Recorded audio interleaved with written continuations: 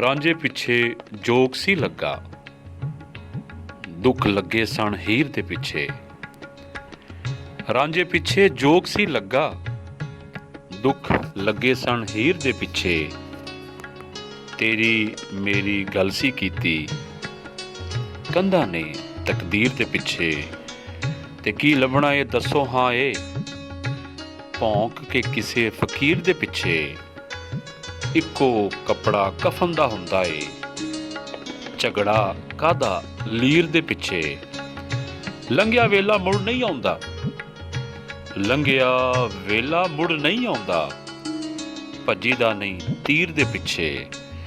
ਖਾ ਨਹੀਂ ਸਕਦੇ ਫਿਰ ਵੀ ਵੇਖੋ, ਕੁੱਤੇ ਲੜਦੇ ਖੀਰ ਦੇ ਪਿੱਛੇ।